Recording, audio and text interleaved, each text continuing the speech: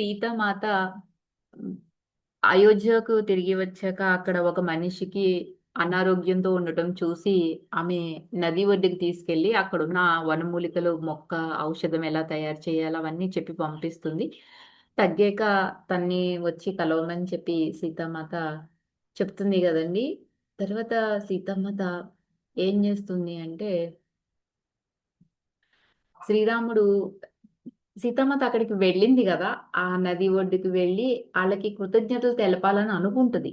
మరెందుకనో. కానీ సీతామాత ఎనకాల పరిచారకులందు వస్తున్నారని చెప్పి ఏమీ మాట్లాడకుండానే అక్కడి నుంచి వెనక్కి తిరుగుతుందన్నమాట. శ్రీరాముడు రథం దిగి ఎంతో ప్రశాంతంగా సీతామాత కోసం ఎదురు చూస్తూ ఉన్నాడు. కానీ పక్కన ఉన్న పరిచారకులు ఆమెకేదో అయ్యి ఉంటుందని భయపడ్డారు. శ్రీరాముడు వారి ఆలోచనలను సర్ది చెప్పుతూ లంకలోని రాక్షసులందరూ కలిసినా ఆమెకి ఏ హాని చెయ్యలేకపోయారు.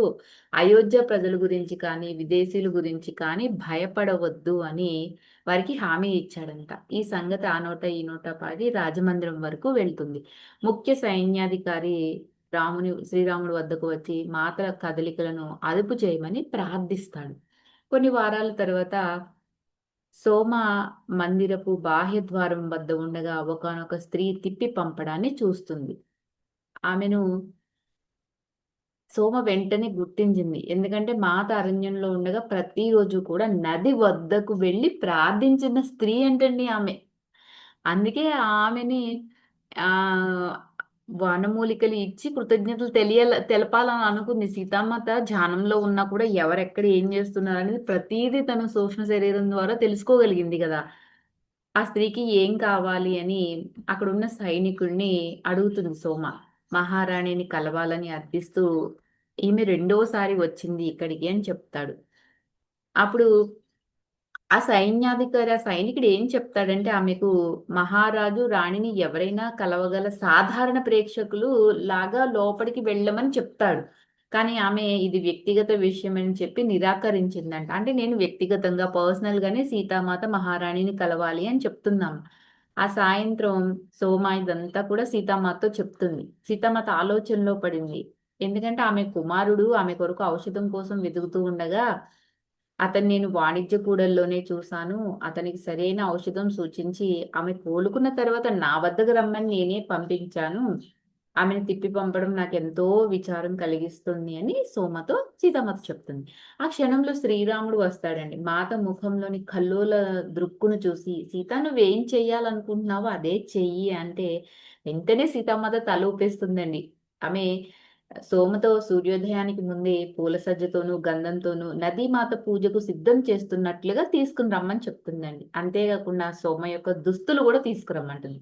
ఆ మర్నాడు ఉదయం సోమ, మాత గదికి వెళ్లి సీతామాతకు తన దుస్తులు ధరించడంలో సహాయం చేస్తుంది. వీళ్ళిద్దరూ మందిరం నుంచి చల్లగా జారుకోవడానికి సిద్ధమైతారు. కాపలా వారిలో ఒకరు ఆపుతారండి వీళ్ళని. అప్పుడు సోమ ఏం చెప్తుందంటే, మహారాణి నది వద్దకు వెళ్లి ఒక ప్రత్యేక పూజ చేయమన్నారు అని చెప్తుంది. అతను సరే అని వీళ్ళని బయటకు వెళ్ళనిస్తాడు. ముందు వీళ్ళు నది వద్దకు వెళ్లి ప్రార్థిస్తారండి. తమ ప్రియతమ సరయూదేవిని మళ్ళీ కలుసుకోవటం సీతామాతకు ఎంతో ఆనందాన్నిచ్చింది. అయితే సూర్యోదయం అవుతూ ఉండటంతో ఆళ్ళక్కడ ఎక్కువ సేపు ఉండలేకపోయారు. సీతామాత ఆ స్త్రీ యొక్క ఇంటిని కనుక్కోవాలనుకుంటుంది. సూర్యోదయం కాగానే వీళ్ళక్కడికి చేరుతారు. ఆమె కుమారుడు తలుపు తీసి మహారాణి పరిచారిక దుస్తుల్లో వాకిట్లో నిలబడి ఉండటం చూసి నిర్ఘాంతపోతాడండి. ఆమె పాదాలపై పడి, "మహారాణి నేను ఇంతకుముందు మీకు కృతజ్ఞతలు తెలపలేకపోయాను. నా కుటుంబం కోసం మీరు చేసింది మా అమ్మ తీవ్ర అనారోగ్యంతో ఉండగా మీరు మళ్ళీ ఆమెకు జీవితాన్నిచ్చారు" అని చెప్తాడనమాట. అప్పుడు సీతామాత "నేను కాదు, ఆ ఔషధమే అదంతా చేసింది" అని నవ్వుతూ బదులిస్తుందండి. సరియు నది పక్కన అద్భుతమైన ఔషధ మొక్కలు ఎన్నో పెరుగుతున్నాయి. వాటి గురించి మన వైద్యులకు ఏమీ తెలియదు. ఆమె కోలుకోవడం నాకెంతో సంతోషంగా ఉంది. నేను మీ తల్లిని కలుసుకోవచ్చా అని సీతామాత అడుగుతుంది. చూడండి, ఒక మహారాణి అయ్యి ఉండి, నేను నీ తల్లిని కలుసుకోవచ్చా అని అడగడంలో ఆంతర్యం ఏంటండి? ఎంత ఎదిగినా ఒదిగి ఉండమని సీతామాత ఎంత చక్కగా మనకి చెప్తుందో చూడండి అసలు మరి. దయచేసి లోపలికి రండి అని అతను గబగబా అంటాడు. గదిలో ఒక మూలన ఒక వృద్ధ మహిళ కూర్చుని ఉంటుంది. ఆమె శరీరం ఎలా ఉందంటే అనారోగ్యం నుంచి పూర్తిగా కోలుకున్నట్లయితే లేదు. ఆమె మాతను కలుసుకోవడానికి నెమ్మదిగా లేచింది. లేవద్దు కూర్చోండి అని సీతామాత ఎంతో మృదువుగా చెప్తుంది. తన చేతిని ఆమె భుజంపై వేసి మీరింకా పూర్తిగా కోలుకోలేదు. కాపలా వాళ్ళు చేసిన దానికి మిమ్మల్ని క్షమాపణ కోరదామని వచ్చాను అని చెప్తుందండి సీతామాత. కాపలా వాళ్ళు వెనక్కి తిరిగి పంపించేశారు కదా! దానికి నేను మీకు క్షమాపణ చెప్తాకి నేను ఇక్కడి వరకు వచ్చానని సీతామాత చెప్తుందండి. ఒక మహారాణి అసలు వెళ్ళి చెప్పాలంటారా? అదే సీతామాత. ఆ! నేనే మిమ్మల్ని రమ్మన్నాను. కానీ వాళ్ళు మిమ్మల్ని వెనక్కి పంపించారు. మీ పేరేమిటి అని సీతామాత అడుగుతుందండి. అఖిత అని ఒక పేలవమైన స్వరంతో చెప్తుందండి. అఖిత. సీతామాత మళ్ళీ పలుకుతండి. అలా పలికేటప్పుడు తను దేనినో జ్ఞాపకం చేసుకున్నట్లు సీతామాత కళ్ళల్లో నీరు తిరుగుతాయి. అంటే ఏదో గత జన్మ స్మృతుల్లో ఏవో గుర్తుకొచ్చినాయి సీతామాతకి. కొంతసేపు ఆ ఉద్వేగాన్ని నిలువరించుకోలేక మాట్లాడలేకపోతుందండి. చివరికి సీతామాత అఖిత, లంకలో సుదూర ప్రాంతం నుంచి నేను నా కోసం నువ్వు చేసిన జపాలు, ప్రార్థనలు విన్నాను. మీరు పవిత్ర సరయూ నది ఒడ్డున ఇంకా అనేక మంది అయోధ్య స్త్రీలతో పాటు సూర్యోదయానికి ముందే మిగిలిన అయోధ్య అంతా ఇంకా నిద్రలో ఉండగానే ఎండనక, వాననక, చలనక, చీకటి అనక నా కోసం ప్రార్థనలు చేయటం నేను చూశాను. మీరే నా రక్ష. మీ ప్రార్థనలు నా చుట్టూ ఒక కవచాన్ని సృష్టించి నా వైపు ఏ చెడు రాకుండా నిరోధించాయి. నేను మీకు ఎప్పటికీ కృతజ్ఞతగానే ఉంటాను అని సీతామాత ఎంత వినయంగా చెప్తుందో చూడండి అసలు. మహారాణి అసలు సీతామాత మాటలకు చలించిపోయిందండి అఖిత. ఆమె కన్నీళ్లతో బదులిస్తుంది. నేనేమీ కాదు, ఎవ్వరినీ కాను. నా విధిని నేను నిర్వర్తిస్తున్నానంతే. నేను నీ సేవకురాలుని. నాకున్న ఒకే ఒక కోరిక మీ క్షేమమే. మనం అందరము సేవకులే అంటుందండి సీతామాత. ఇక్కడ ఒకరికొకరు భిన్న విధాలుగా సేవించుకుంటున్నాం అంతే అని సీతామాత నవ్వుతూ బదులిస్తుంది.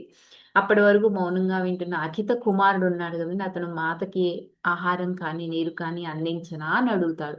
మాత వద్దు అని చెప్తుందండి. నేను లేనని నా మందిరంలో తెలుసుకునే లోపే నేను మందిరానికి వెళ్ళిపోవాలి. చూడు నేను కాపలా వారి నుంచి రక్షించుకోవడానికి ఎటువంటి దుస్తులు ధరించాను అని నవ్వుతుంది సీతామాత. మళ్ళీ అఖిత వైపు నెమ్మదిగా తిరిగి మీరు మళ్ళీ బలం పుంజుకోవాలి. మీకు ఒక మనవడు వస్తాడు. వాడికి మీరెంతో చెయ్యాలి. అతను మిమ్మల్ని ఎంతో ప్రేమించి మీ హృదయంలో ప్రేమను తర్వాతి వారికి అందిస్తాడు అని చెప్తుందండి. మాత ఆమె తన చేతుల్లోకి తీసుకుని నిమిరి పైకి వెళ్ళటానికి లేస్తుందండి. ఆమె తలుపు దగ్గరకు వస్తుండగా మాత హఠాత్తుగా వెనుతిరుగుతుంది. ఎందుకంటే ఆమె మిదిలి నుండి అయోధ్యకు వచ్చేటప్పుడు తన తల్లి సునైన ఇచ్చిన వెండి కంఠాభరణాన్ని తను వనవాసంలో కూడా నిరంతరం ధరించిందే కదండి, దానిని తీసిందండి. ఇప్పుడు తీసి నెమ్మదిగా అఖిత చేతిలో ఉంచింది. మీరు దీనిని ధరించాలి. నేను మిదిలి నుండి వచ్చేటప్పుడు మా అమ్మ ఇది నాకు ఇచ్చింది.